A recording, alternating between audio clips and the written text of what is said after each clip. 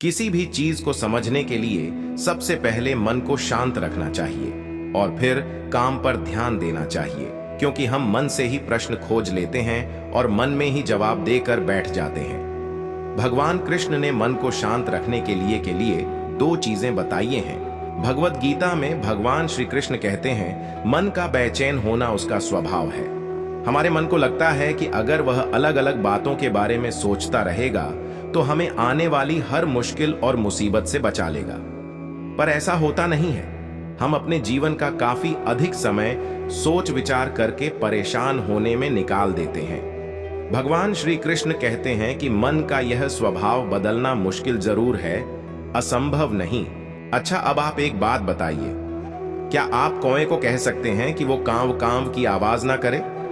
या फिर क्या आप किसी मेंढक को कह सकते हैं कि वह पानी देखते ही ऊंची छलांग ना मारे? हमारे मन का भी कुछ ऐसा ही है। जीवन में कुछ भी होता है, अच्छा या बुरा, हमारा मन उस पर कांव कांव कांव करने लगता है। कांव कांव से मेरा मतलब है चिंता करना, व्याकुल होना।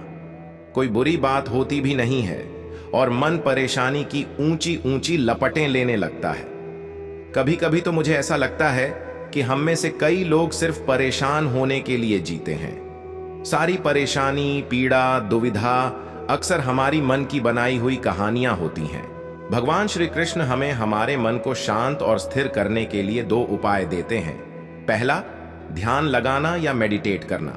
दूसरा, वैराग्य भाव सीखना।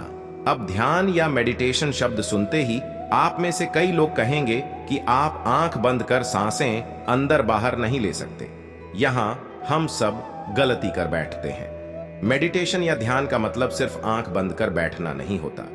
मेडिटेशन का मतलब होता है अपना पूरा ध्यान किसी चीज पर लगाना और उसे हटने नहीं देना। अगर आप रोटी बना रहे हैं तो सिर्फ उस बात पर ध्यान दीजिए। अगर आप पिक्चर देख रहे हैं तो अपना पूरा ध्यान पिक्चर पर लगाएं। यह मत सोचिए कि पिक्चर देखकर आप अपना कितना वक्त बर्बाद कर रहे हैं। जब आप जीवन के हर छोटे बड़े काम को पूरे ध्यान से करते हैं तो आपका जीवन ही एक मेडिटेशन बन जाता है। ऐसे जीवन में शांति, स्थिरता, साहस और सफलता का होना अनिवार्य है। वैराग्य भाव। दूसरा उपाय, वैराग्य का अर्थ यह नहीं कि आप सब कुछ छोड़कर जंगल में जाकर बैठ जाएं। वैराग्य का सच्चा अर्थ है कि आप जो काम कर रहे हैं उसका क्या नतीजा या रिजल्ट निकलेगा उसकी चिंता ना करें। जैसे अगर आपने कोई इंटरव्यू दिया, आप यह कर सकते हैं कि पूरे मन से तैयारी करें और अपना बेस्ट देकर आ जाएं। वह नौकरी मिलना या ना मिलना आपके हाथ में नहीं है।